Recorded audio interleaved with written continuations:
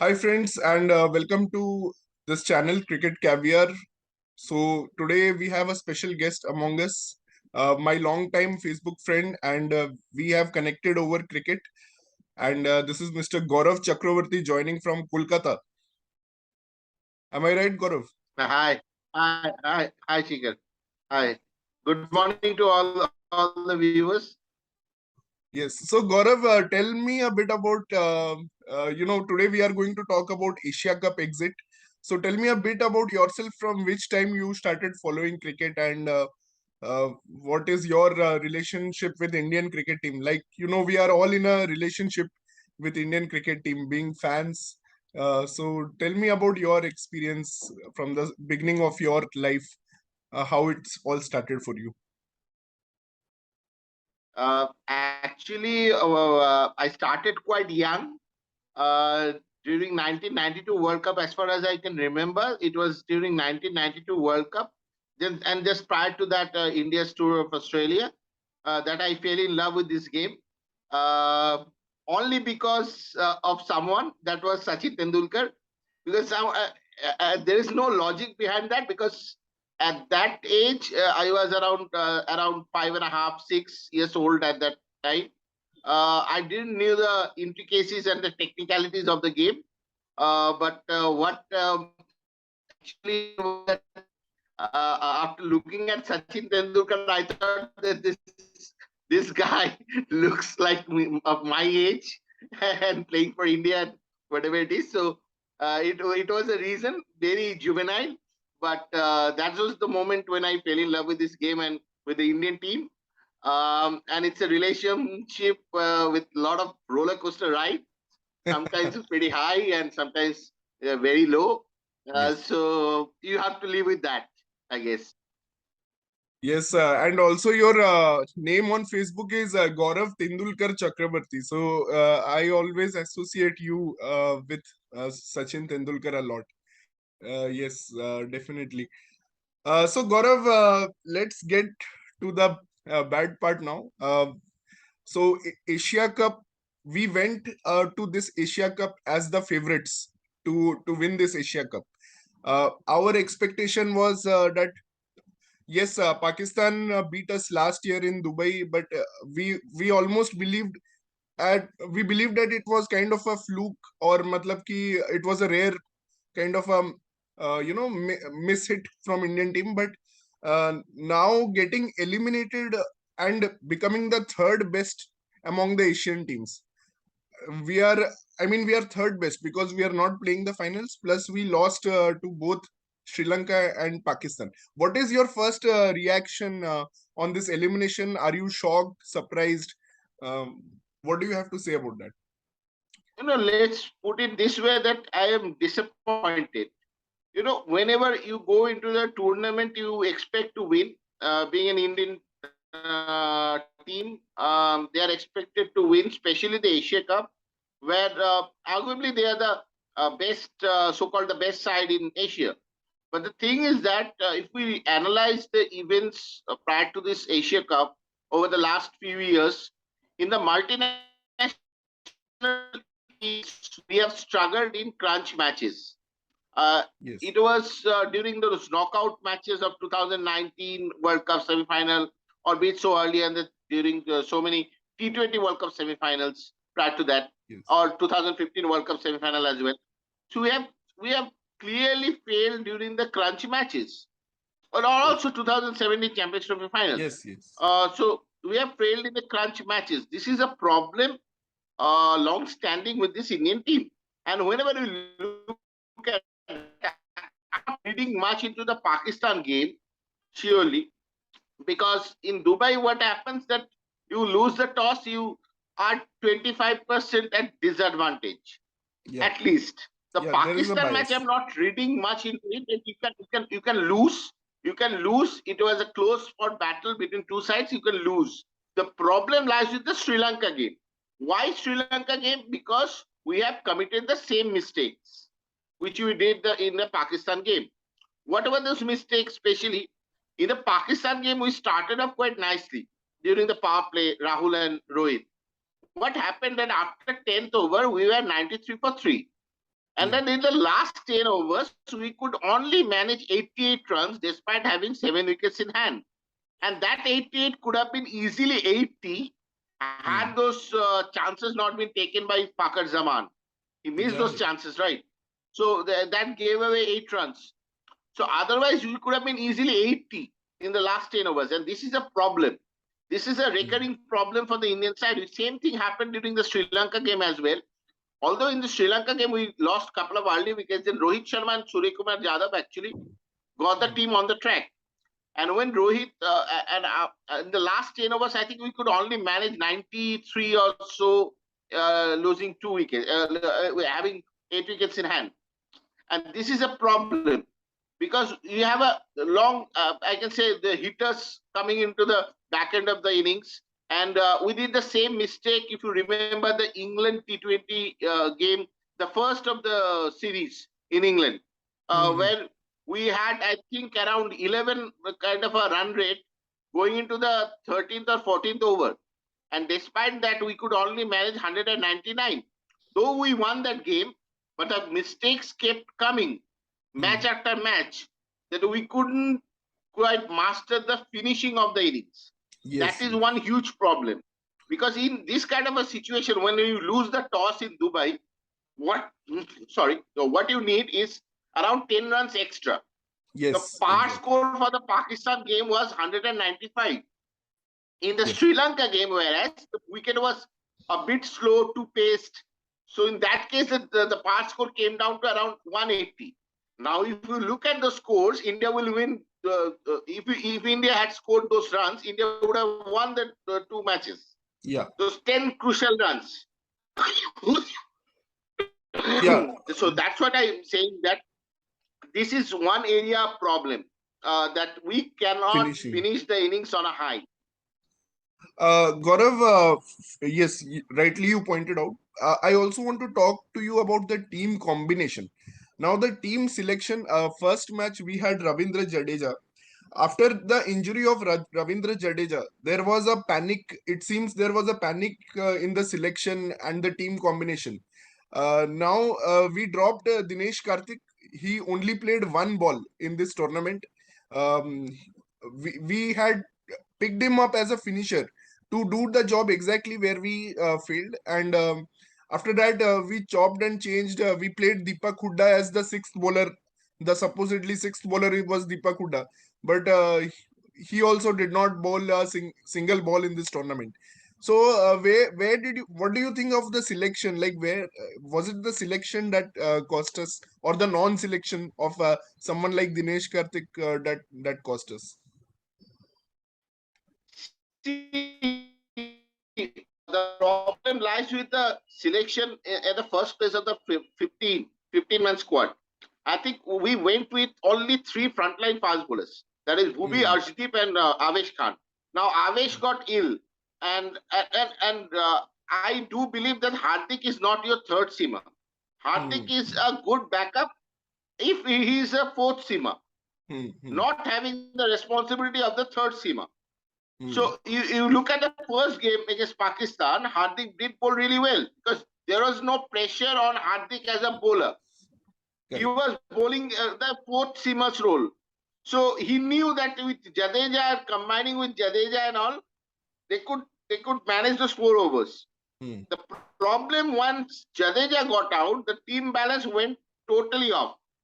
Because with Jadeja in the squad, what they could have, what they did was to sacrifice Dinesh Karthik, who for the last year or so was your prime finisher. He was looked at the role of finishing the innings post 15 overs. And he was doing quite well. And that position, you don't expect someone to be consistently doing that thing. But at least if he does that for, say, around 4 innings out of 10, then he's doing a good job. At that point, then I said, batting at number 7 is not quite easy. So what we did was to sacrifice Dinesh Karthik to compensate Jadeja's loss and get in Deepak Hooda. Whereas India could have easily tinkered with dropping KL Rahul. That is one big mystery. Yeah.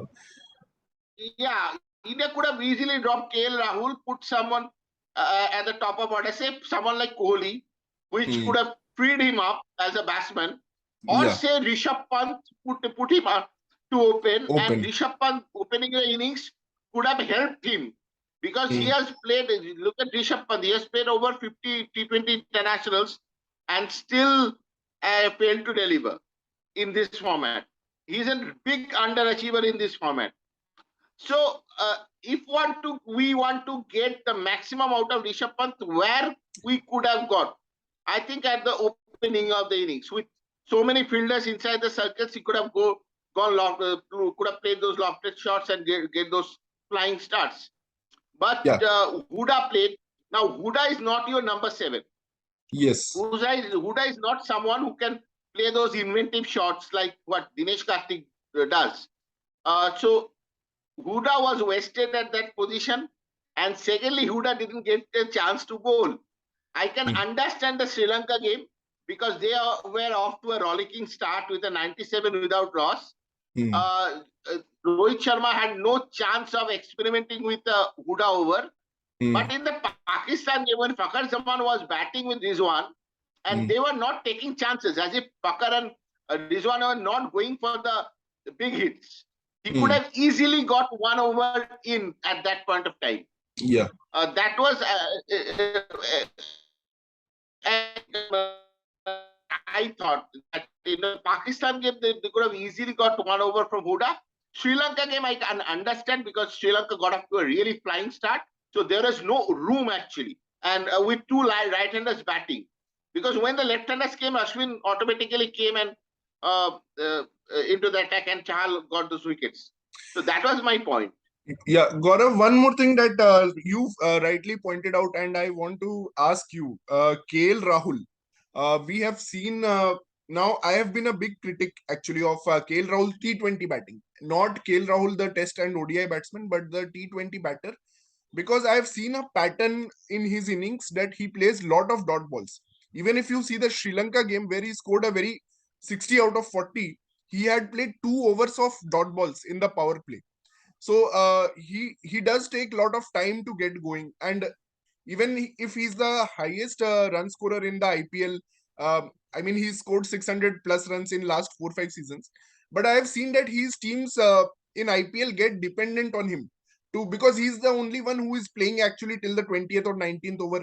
And Malab, do you think he is the one weak link that India, they are not able to drop him also because he's such a high scorer, and but he's not scoring those runs efficiently at that pace, and he's in a way causing more harm than actually putting India at an advantage. He's not complimenting Rohit Sharma.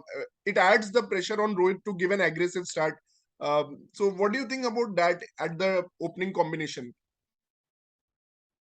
See, Chikar, I have already, in several other platforms, I have already mentioned that your top 3 cannot be Rahul, Rohit, and Kohli in a T20 game, because all 3 is a same kind of mold kind of a player. Na? All the players are kind of in same mold. They do play dot balls. They do. Between these 3, I think Rohit is someone who can hit sixes at will. But other 2 is a run accumulator. Let's put it that way. Yes. The Kohli and Rahul both accumulators. Anchors. So Both in are that anchors. scenario, you cannot play. Huh? Both are anchors, I will say. Both are like anchor roles. Yeah. So you cannot have two anchors in top of the batting unit. Yes. So you need to sacrifice at least one of them. And each among these 3, I think Rahul is the one I do believe that shouldn't be in the side. As a backup opener, if something happens to say Rohit or someone like Kohli, he can always come in, but not in the first 11, I guess, because that's what India struggled during the 2021 Exactly. In the Pakistan game, I'm not reading much into the Pakistan game because Shaheen Afridi bowled those 2 brilliant balls. But at least in the New Zealand game, they suddenly tinkered the batting lineup with putting Ishan Kishan top of the order with Rahul. Then Rohit came at number 4. So there is a problem. It looks like that the Indian team management itself is not sure with whom to go Hmm. and with whom not. So that is the issue, I guess. With Rahul, Rohit, Kohli cannot be your top three. Yeah, I also One of believe them that has to go.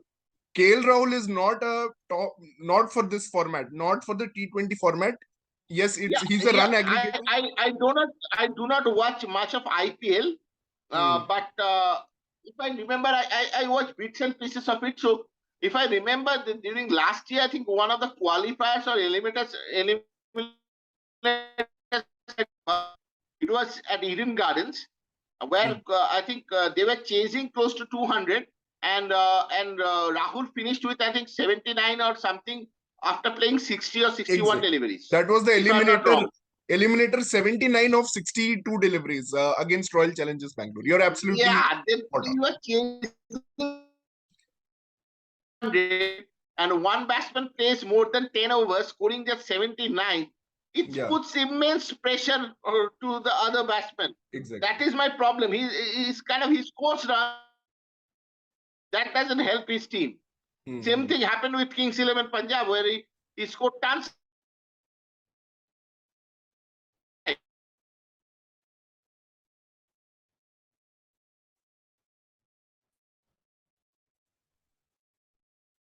Gaurav, yeah, so I think Gaurav, what you are trying to say is that obviously KL Rahul is hampering that momentum in the early part of the innings, and uh, you know, but coming to now, I will just come to you in the middle order. We have if you compare Pakistan's middle order and if you compare Sri Lanka's middle order, now Pakistan's middle order is very inexperienced. They dropped Shoaib Malik, they dropped Mohammad Hafiz. It was Nawaz, it was Iftikhar. Uh, they are not so well known as middle order batsmen. Uh, Compared to that, we had Rishabh Pant, we had Pandya, uh, we had Surya Kumar Yadav. We had a very formidable middle order. Now, out of this, I just want to talk about Rishabh Pant. Rishabh Pant's batting in T20. The last time I saw Rishabh Pant actually batting well in T20 was in fact in 2018. Since that, he doesn't have that rhythm like someone like Yuvraj Singh used to have of hitting sixes. Pant when in Test cricket is has that rhythm when Nathan Lyon comes in, or Anderson, even Anderson or any fast bowler comes in, the field is up, so he can play those shots. But when it comes to the T20 cricket, do you think that he's a different player once the field is back and the fielders are at the boundaries? He hesitates, has lot of doubts to play those shots. What's your assessment of Rishabh Pant? Okay, let me take another player's name, which I feel quite similar. He had quite a similar problem in limited overs cricket. Hmm. Not such a big difference like Rishabh Pant, but Virendra Sehwag. If you Hmm. look at Sehwag's record as a Test match player, which Hmm. is quite superior to his one-day record. In one-day Hmm. cricket, I think Sehwag could have achieved a lot more than what he did. Hmm. As the talent he had, the quality he had, he could have achieved a lot more than what he did in white ball cricket. Hmm. So that is the issue with Pant also. The problem is that these are boundary hitters. So when Hmm. they get fed up with boundaries, they feel secure. And Hmm. when you put him in the different aspect, like you are not giving boundaries, you are happy to give him singles and all, they get restless. That is Hmm. problem with the Rishabh Pant's white ball cricket. If you look Hmm. at even his one day cricket format, Hmm. his record in chasing were quite poor. Hmm. Uh, Till he got that 125 not out against England in the last one day international during Hmm. England series. His record batting at chasing was very poor, and whatever he batted in the first innings, he was quite decent, not out extraordinary, not Hmm. very poor. So his one-day cricket is something like white ball cricket is something to be looked after. I think very seriously by himself and the coaches as well. because I do believe that Rishabh Pant as a player, I think he played quite a few matches for India, 30 odd test matches, 50 odd T20 internationals. I still do believe he needs someone at the non-striking end to constantly guide him.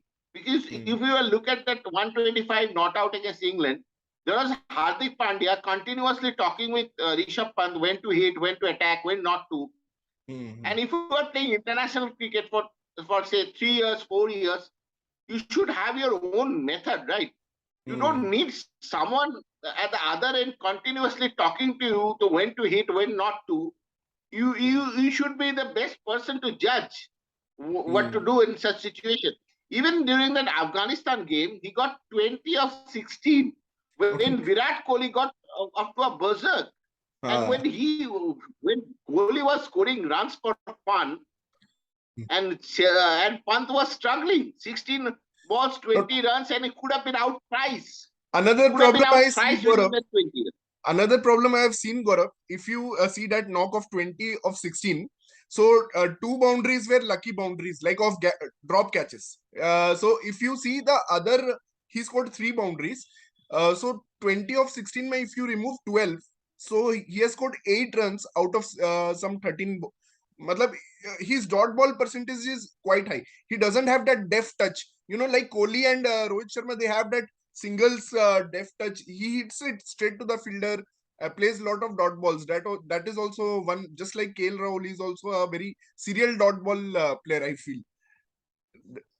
Now, if you look at the Sri Lanka game as well, when the 19th over started, there were one extra fielder inside the circle because Sri Lanka bowled their over slowly. So they got penalized and one extra fielder came into the circle when the 19th over started. And he was the only recognized batsman left along with Ashwin at the other end. What happened? He failed to. It was a slow kind of a day where you expect the bowler to bowl their to have the slower ball as their stock deliveries. And what happened? Then he went once again went early into the shot, and he found Pathum Nissanka at the deep mid wicket boundary, where 30, where I think at any 4 feet down right, 4 feet down left, he could have got boundaries, and there was no one beside Pathum Nissanka's 30 yards. So there is a huge gap, and he found that fielder. And that is the problem. That shows his lack of match awareness, game awareness, because one extra fielder was inside the circle, and on a slow surface, you are bound to face slower deliveries from the bowlers. So you prepare for that. That is the problem. He needs to mature quickly. Even in the Pakistan game, Gaurav, that reverse sweep of Shadab Khan, I think it was Nawaz. I think it was of Nawaz. That reverse sweep was no, it was of Shadab. It was of Shadab, and it was down the leg side. He could have been wide, or he could have played the lap shot, lap sweep, or a normal sweep or a slog sweep. He could have played any kind of a shot on the leg side. What he chose was to play the reverse sweep, and it was kind of a premeditated. He could sense that he was determined to play the reverse sweep even before the ball was bowled. So that was the problem. Premeditation is kind of needed in this kind of a format, but not that you lose your sense of assurance or sense of what I can say that maturity. So Gaurav, now we have someone in the first 10 overs who is stopping the momentum of the innings, and we have someone in the last 10 overs who is stopping the momentum. So do you think like we have any chance in to win actual big games if we have players like that, continuously hampering that flow of the innings? So do you think we have a real chance at winning any big matches or tournaments from here on, especially the T20 World Cup? 20 formats you cannot predict. It's just such a kind of a format that once in a while you get surprised that something like this happened or that happened. There's a lot of problems. I think Indian team's problem is more mental than actual the skill level. I think when you fail crunch matches after matches, then is something got to be do with the mental side of the game. And and somehow I didn't like the body language also, because during Shastri era the body language was good, at least in such situations. But somehow during Dravid era, I did don't. I'm not liking the what I am seeing, because there are so many mistakes happened during last 1 year during Dravid era. Whether in South Africa we failed to defend 240 runs Twice. twice in the Yes. and on a spicy surface with Shami and Bumrah in the attack. Once again, we failed to deliver in England as well, with having 380 fourth innings target, which is huge. We failed to win there. We lost 3-0 in South Africa. So in one-day internationals. So this is the last year. I think it's been disappointment for Indian cricket. The highs of Australia's triumph in Gabba, I think Indian cricket have gone down. Yeah. And Gaurav, one more thing that I wanted to ask you. Rohit Sharma has said something about batting very aggressively, positively. He told that he will copy. I mean, he almost tried to copy the England approach, what England had in 2019 World Cup. Kind of every player will bat aggressively. They'll have a deep batting lineup. Like England had someone like Liam Plunkett, who was batting at number 9 in 2019 World Cup. Um, so, but do you see the buy-in of the team? Like during the Shastri and Kohli era, at least we saw that team had a buy-in of the. There was a way to play the cricket, especially in Test cricket. Not talking about the white ball, but do you think Rohit Sharma has been able to get the buy-in of his teammates as a No, captain? how can that happen? Because I think we have had, I think, 4 or 5 captains over the past few Exactly. months. So when your captain is not settled, your team right. If you become a captain of the side, you need to have your team for the say 6-7 months to gel as a unit, to get the idea of the new captain, because every captain has their own mind. So if you want to buy that mind, you need to stay together for a few months.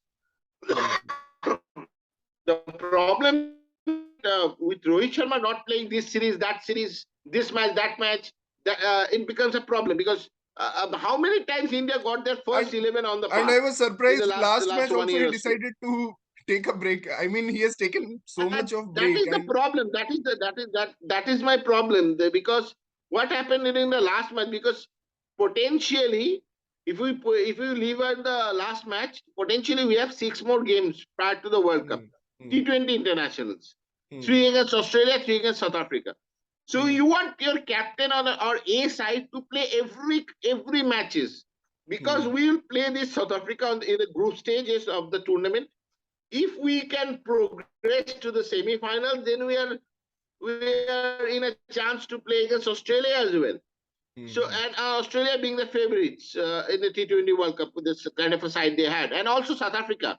So these are the 2 top T20 sides we are playing, though at home, but at least kind of a sense of a big match. You can prepare yourself. So that is my issue. That your captain needs to play, and you want to have a settled unit. Look at Pakistan, because I'm not. Gaurav, I think you are on mute. You went on mute. Just one.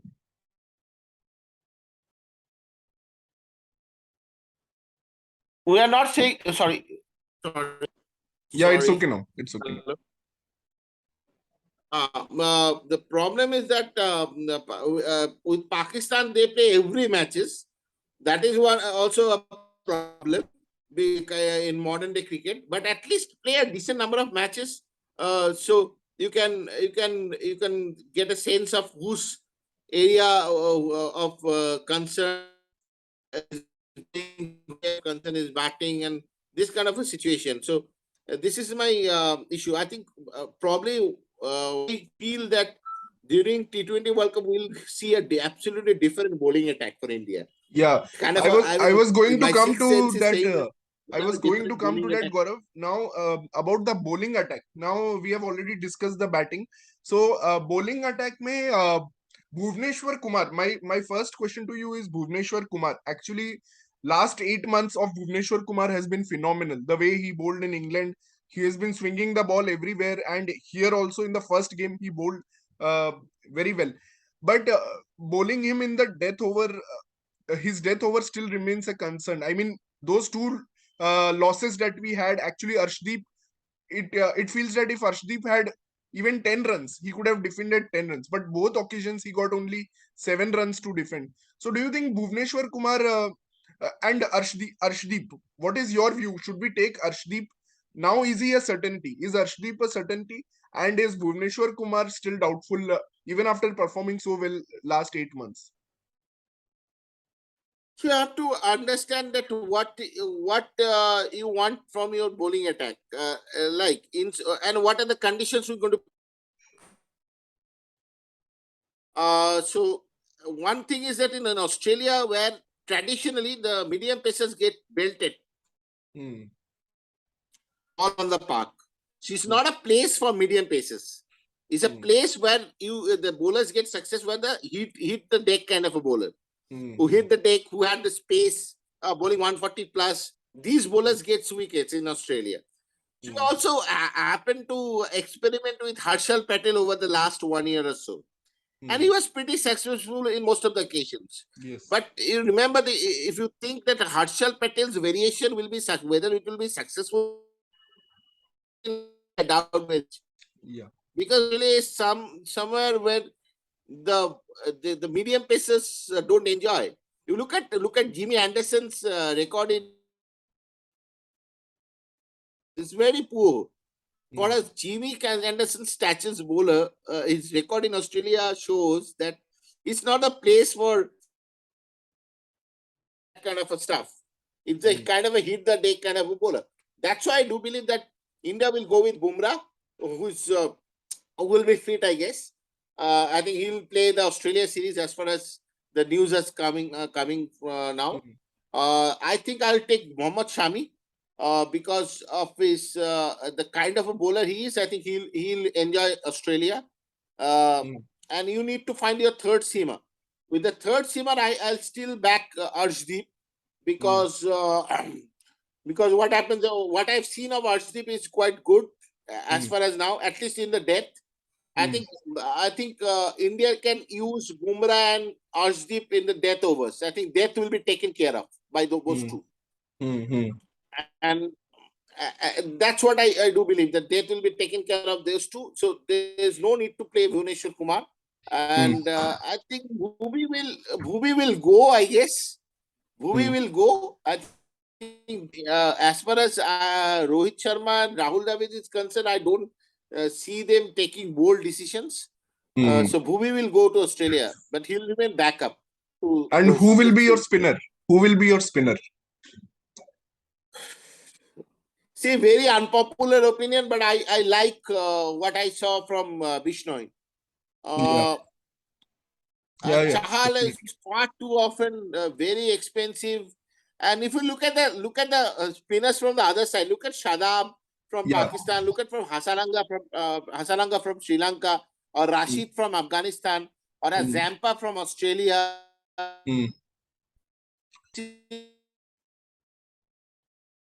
South Africa. I think Chahal lacks quality. And maybe harsh, but if you compare with the other names I took, I think Chahal lacks quality. And that googly effectiveness of that googly. Yes, because although he bowled well during the Sri Lanka game, but once in a while they do. I don't know, in the Australian big ground, sometimes bowlers like Chahal get success because of this flight, and a batsman fail to clear the big boundaries. Yes. So they do get success because say Chahal will go.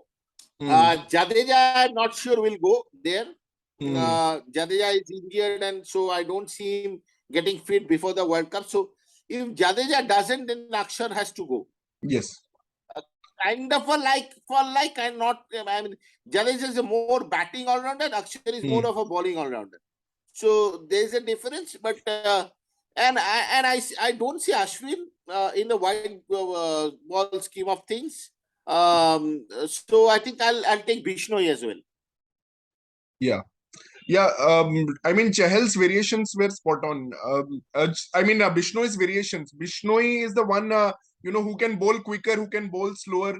Chahal ka he loops up. He takes a lot of risks. I feel he's like a gambler who takes a lot of risks, and sometimes that costs us the game. Also, in 1 over, he can give away a lot of runs. But yeah, so In I the think Sri that's a Lanka wrap. game itself, when Rajapaksa was batting, Yeah, he already got 3 wickets, and he once again tried to toss the ball up with a long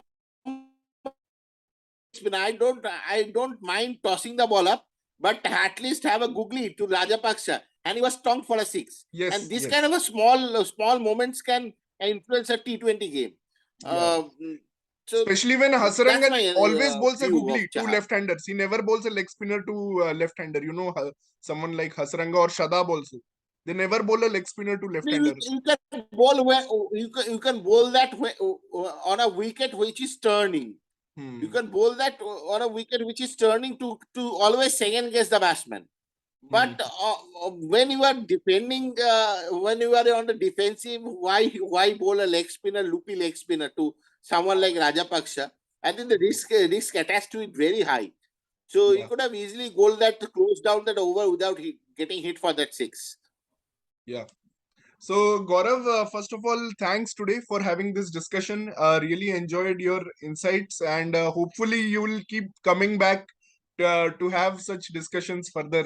Really enjoyed my time. We have very less time remaining. So, closing off the video, obviously, we are all upset, but also hope that India finds the right combination for T20 World Cup and we take a lot of learnings from this disappointment in Asia Cup.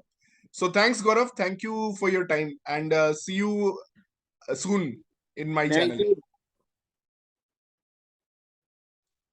Thank you. It was a privilege and an honor for me. Thanks, Gaurav. Thank you.